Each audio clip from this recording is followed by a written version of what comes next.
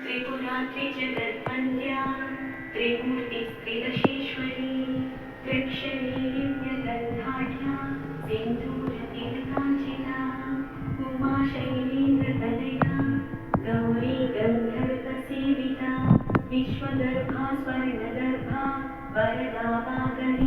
Hi friends, ಎಲ್ಲರೂ ಹೇಗಿದ್ದೀರಾ?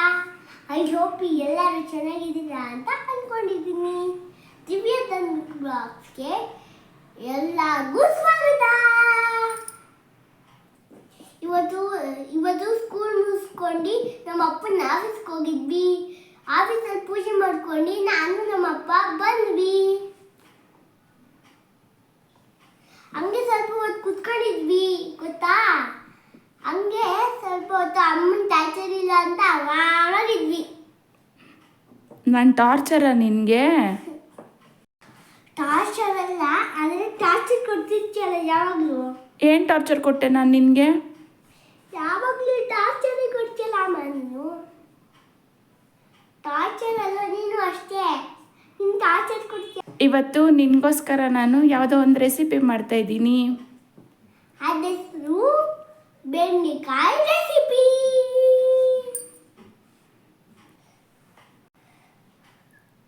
ಬೆಂಡೆಕಾಯಿ ಗ್ರೇವಿ ಮಾಡ್ತಿದ್ದಾರೆ ನಮ್ಮಮ್ಮ. ಆ ರೆಸಿಪಿ ನಿಮಗೂ ತೋರಿಸ್ತೀನಿ ನಾನು.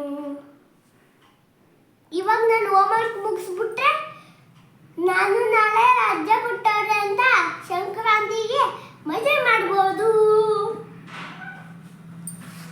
ಬನ್ನಿ ರೆಸಿಪಿ ಹೇಗೆ ಮಾಡೋದು ಅಂತ ತೋರಿಸ್ತೀನಿ. ಈಗ ರೆಸಿಪಿ ಮಾಡೋಕ್ಕೆ ನಾನೊಂದು 100 ಗ್ರಾಮಷ್ಟು ಬೆಂಡೆಕಾಯಿನ ತೊಗೊಂಡಿದ್ದೀನಿ. 1-2 ಈರುಳ್ಳಿನ ಸಣ್ಣದಾಗಿ ಹಚ್ಚಿಟ್ಕೊಂಡಿದ್ದೀನಿ. 1 ಗೆಡ್ಡೆ ಬೆಳ್ಳುಳ್ಳಿ, ಸ್ವಲ್ಪ ಶುಂಠಿನ ಕುಟ್ಟಿ ಪುಡಿ ಮಾಡಿಟ್ಕೊಂಡಿದ್ದೀನಿ.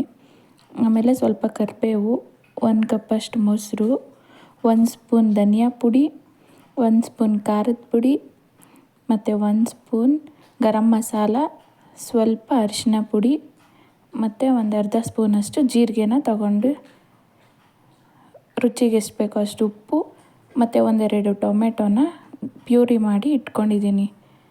ಈ ಥರ ಎಲ್ಲ ಐಟಮ್ನು ಒಂದೇ ಸರಿ ರೆಡಿ ಮಾಡಿ ಇಟ್ಕೊಂಡ್ರೆ ರೆಸಿಪಿ ಬೇಗ ಮಾಡ್ಬೋದು ಅಂತೇಳಿ ಎಲ್ಲ ರೆಡಿ ಮಾಡಿ ಇಟ್ಕೊಂಡಿದ್ದೀನಿ. ಇನ್ನೊಂದು ಕಡೆ ಚಪಾತಿ ಹಿಟ್ಟನ್ನ ಆಲ್ರೆಡಿ ಕಲಸಿ ಇಟ್ಕೊಂಡಿದ್ದೀನಿ. ಇವಾಗ ಗ್ಯಾಸ್ ಹಚ್ಚಿ ಬಾಣಲಿ ಇಟ್ಟು ಅದಕ್ಕೆ 1-2 ಸ್ಪೂನ್ ಆಗೋಷ್ಟು ಎಣ್ಣೆ ಹಾಕಿ ಬೆಂಡೆಕಾಯಿನ ಹಚ್ಚಿಟ್ಕೊಂಡಿದ್ವಲ್ಲ ಅದನ್ನು ಹಾಕಿ ಫ್ರೈ ಮಾಡ್ಕೊತಾ ಇದ್ದೀನಿ. ಫ್ರೈ ಮಾಡಬೇಕಾದ್ರೆ ಸ್ವಲ್ಪ ಉಪ್ಪು ಹಾಕ್ಬಿಟ್ಟು ಫ್ರೈ ಮಾಡಿದ್ರೆ ಅದು ಲೋಳೆ ಥರ ಬರುತ್ತಲ್ಲ ಬೆಂಡೆಕಾಯಿ, ಅದು ಜಾಸ್ತಿ ಬರಲ್ಲ, ಬೇಗನೂ ಫ್ರೈ ಆಗುತ್ತೆ. ಅದಕ್ಕೆ ಸ್ವಲ್ಪ ಫ್ರೈ ಮಾಡಬೇಕಾದ್ರೆ ಉಪ್ಪು ಹಾಕ್ಕೊಂಡು ಫ್ರೈ ಮಾಡಬೇಕು. ಫ್ರೈ ಆಗಿ ನೋಡಿ ಈ ಥರ ಆಲ್ಮೋಸ್ಟ್ ಸ್ವಲ್ಪ ಬ್ಲ್ಯಾಕ್ ಕಲರ್ ಥರ ಆಗಿರುತ್ತಲ್ಲ, ಇಷ್ಟು ಫ್ರೈ ಮಾಡಿಕೊಂಡ್ರೆ ಸಾಕು. ಈಗ ಫ್ರೈ ಮಾಡಿರೋದನ್ನೆಲ್ಲ ಒಂದು ಪ್ಲೇಟಿಗೆ ಎತ್ತಿಟ್ಕೊತಾ ಇದ್ದೀನಿ. ಮತ್ತು ಅದೇ ಬಾಣಲಿಗೆ ಇನ್ನೊಂದು ಸ್ಪೂನ್ ಎಣ್ಣೆ ಹಾಕ್ಬಿಟ್ಟು ಸ್ವಲ್ಪ ಜೀರಿಗೆ ಹಾಕ್ತಾಯಿದ್ದೀನಿ, ಒಂದು ಅರ್ಧ ಸ್ಪೂನಷ್ಟು. ಜೀರಿಗೆ ಮಾತ್ರ ಎಣ್ಣೆ ಕಾಯ್ದ್ಮೇಲೆ ಜೀರಿಗೆ ಹಾಕ್ಬಿಟ್ಟು ಸ್ವಲ್ಪ ಫ್ರೈ ಮಾಡಿ ಮತ್ತು ಸಣ್ಣದಾಗಿ ಹಚ್ಚಿಟ್ಕೊಂಡಿರೋ ಈರುಳ್ಳಿ ಹಾಕ್ತಾಯಿದ್ದೀನಿ. ಈರುಳ್ಳಿನೂ ಅಷ್ಟೇ ಸಣ್ಣದಾಗಿ ಹಚ್ಕೊಂಡ್ರೆ ಚೆನ್ನಾಗಿರುತ್ತೆ. ತೀರಾ ದಪ್ಪ ಆದರೆ ಬಾಯಿಗೆ ಸಿಗೋದು ಅದು ಒಂಥರ ಡಿಫ್ರೆಂಟಾಗಿರುತ್ತೆ. ಬಟ್ ಸಣ್ಣಗೆ ಹಚ್ಕೊಂಡ್ರೆ ಚೆನ್ನಾಗಿರುತ್ತೆ. ಅದನ್ನು ಸ್ವಲ್ಪ ಟ್ರಾನ್ಸ್ಪರೆಂಟ್ ಆಗೋವರೆಗೂ ಫ್ರೈ ಮಾಡಿ ಇವಾಗ ಅದಕ್ಕೆ ಶುಂಠಿ ಬೆಳ್ಳುಳ್ಳಿನ ಜಜ್ಜಿಟ್ಕೊಂಡಿದ್ವಲ್ಲ ಅದನ್ನು ಹಾಕ್ತಾಯಿದ್ದೀನಿ. ಪೇಸ್ಟ್ ಆದರೂ ಹಾಕೊಬೋದು, ಇಲ್ಲ ಶುಂಠಿ ಬೆಳ್ಳುಳ್ಳಿನ ಜಜ್ಜಿ ಬೇಕಾದರೂ ಹಾಕೊಬೋದು. ಅದನ್ನು ಸ್ವಲ್ಪ ಹೊತ್ತು ಫ್ರೈ ಮಾಡಿ ಈಗ ಟೊಮೆಟೊನ ಪೇಸ್ಟ್ ಮಾಡಿಟ್ಕೊಂಡಿದ್ನಲ್ಲ ಪ್ಯೂರಿ, ಅದನ್ನು ಆ್ಯಡ್ ಮಾಡ್ತಾಯಿದ್ದೀನಿ. ಸ್ವಲ್ಪ ಅದೆಲ್ಲ ಫ್ರೈ ಆಗಬೇಕು ಚೆನ್ನಾಗಿ. ಫ್ರೈ ಆದಮೇಲೆ ಸ್ಪೈಸಸ್ ಎಲ್ಲ ತೊಗೊಂಡಿದ್ನಲ್ಲ, ಧನಿಯಾ ಪುಡಿ, ಖಾರದ ಪುಡಿ, ಗರಂ ಮಸಾಲ, ಸ್ವಲ್ಪ ಅರಿಶಿನ ಪುಡಿ ಎಲ್ಲನೂ ಹಾಕಿ ಮತ್ತೆ ಚೆನ್ನಾಗಿ ಫ್ರೈ ಮಾಡ್ಕೊತಾ ಇದ್ದೀನಿ.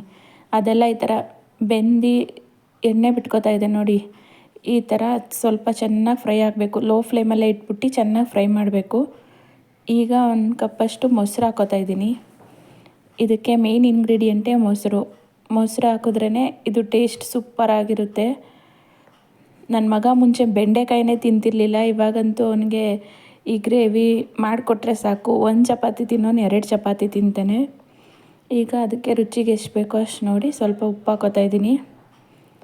ಉಪ್ಪೆಲ್ಲ ಹಾಕ್ಬಿಟ್ಟು ಇದನ್ನ ಸ್ವಲ್ಪ ಚೆನ್ನಾಗಿ ಫ್ರೈ ಮಾಡಬೇಕು. ಅದು ಚೆನ್ನಾಗಿ ಕುದಿ ಬರಬೇಕು. ಕುದಿ ಬರೋ ಅಷ್ಟು ಚೆನ್ನಾಗಿ ಫ್ರೈ ಮಾಡಿಕೊಂಡು ಅದಿನ್ನೇನು ಕುದೀತಾ ಇದೆ ನೋಡಿ, ಈ ಥರ ಕುದಿಬೇಕಾದ್ರೆ ಬೆಂಡೆಕಾಯಿನ ಹುರಿದಿಟ್ಕೊಂಡಿರ್ತೀವಲ್ಲ ಅದನ್ನು ಹಾಕಬೇಕು. ಅದನ್ನು ಹಾಕ್ಬಿಟ್ಟು ಚೆನ್ನಾಗಿ ಒಂದು 5 ನಿಮಿಷನಾದರೂ ಕುದಿಸ್ಬೇಕು. 5 ನಿಮಿಷ ಇದನ್ನು ಚೆನ್ನಾಗಿ ಕುದಿಸಿ ಇದನ್ನು ಲಿಡ್ ಕ್ಲೋಸ್ ಮಾಡಿ ಒಂದು 5-10 ನಿಮಿಷ ಬಿಟ್ಬಿಟ್ಟು ಆಮೇಲೆ ತಿನ್ನಬೇಕು. ಟೇಸ್ಟ್ ಅಂತೂ ತುಂಬ ಅಂದರೆ ತುಂಬಾ ಚೆನ್ನಾಗಿರುತ್ತೆ. ಎಲ್ಲರೂ ಇದನ್ನೊಂದು ಸರಿ ಟ್ರೈ ಮಾಡಿ, ನಿಜವಾಗ್ಲೂ ತುಂಬ ಚೆನ್ನಾಗಿರುತ್ತೆ ಟೇಸ್ಟು. ಅದೇ ನಾನು ಹೇಳಿದ್ನಲ್ಲ, ನನ್ನ ಮಗ ಬೆಂಡೆಕಾಯಿನೇ ತಿಂತಿರಲಿಲ್ಲ. ಅವನು ಈ ಗ್ರೇವಿ ಮಾಡಿಕೊಟ್ರೆ 1 ಚಪಾತಿ ತಿನ್ನೋನು 2 ಚಪಾತಿ ತಿಂತಿದ್ದಾನೆ. ಅಷ್ಟು ಚೆನ್ನಾಗಿರುತ್ತೆ. ಯಾರಿಗೆಲ್ಲ ಬೆಂಡೆಕಾಯಿ ಇಷ್ಟ ಆಗಲ್ವೋ ಒಂದು ಸರಿ ಈ ಥರ ಮಾಡಿಕೊಡಿ, ನಿಜವಾಗ್ಲೂ ಅವರೇ ಇನ್ನೊಂದು ಸರಿ ಕೇಳ್ಬಿಟ್ಟು ಮಾಡಿಸ್ಕೋತಾರೆ, ಅಷ್ಟು ಚೆನ್ನಾಗಿರುತ್ತೆ.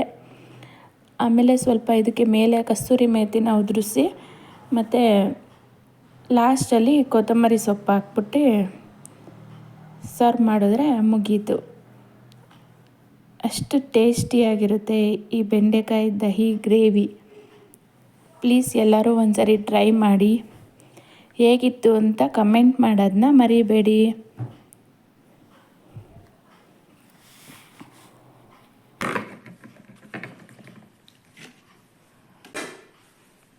ತಿಂದ್ಬಿಟ್ಟು ಟೇಸ್ಟ್ ಹೆಂಗಿದೆ ಅಂತ ಹೇಳಿ.